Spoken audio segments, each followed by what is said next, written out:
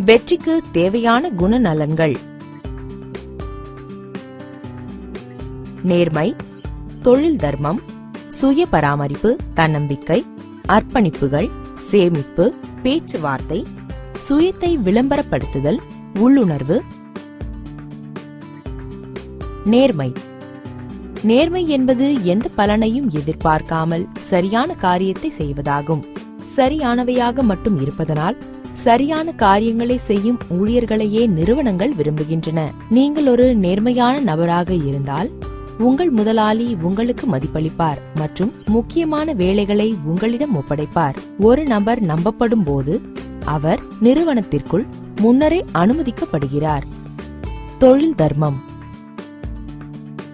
உங்களை யாரும் கண்காணிக்காமலே நீங்கள் வேலை செய்யும் திறன் பெற்றிருக்க வேண்டும். உங்களால் முயற்சி எடுக்க முடிந்து இலக்குகளை செயல்பாடாக மாற்ற முடிந்தால் அது பிரம்மாண்டமான மதிப்பாக இருக்கும்.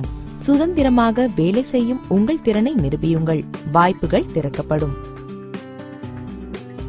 சுய பராமரிப்பு.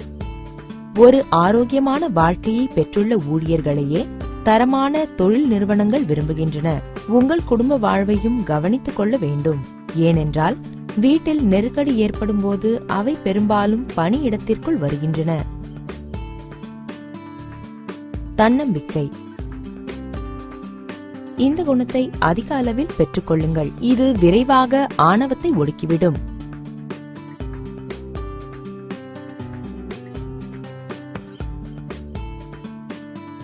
அர்ப்பணிப்பு.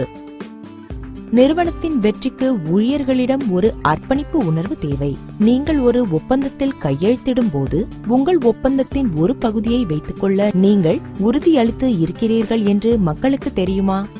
நீங்கள் ஒரு வேலையை முடிப்பீர்கள் என்று சொல்லும்போது உங்களின் வார்த்தையின் அடிப்படையில் மக்கள் செயல்படுகிறார்களா? நீங்கள் சொல்வதையே செய்யும் பழக்கத்தையும் உருவாக்கிக் கொள்ளுங்கள். சேமிப்பு. வெற்றிகரமாக இருப்பதற்கு சேமிப்பு செய்வது எவ்வாறு என்பதை நீங்கள் கற்றறிந்து கொள்ள வேண்டும். பேச்சுவார்த்தை. பேச்சுவார்த்தை என்பது இரு தரப்பினர்களுக்கு இடையில் ஒரு ஒப்பந்தத்தை ஏற்படுத்தும் செயலாகும். உங்கள் முதலாளி உங்களுடன் பேச்சுவார்த்தை நடத்துவார். சுயத்தை விளம்பரப்படுத்துதல்.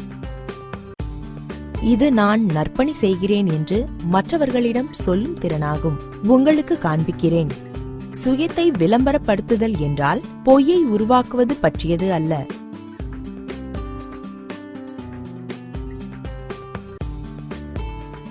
உள்ளுணர்வு.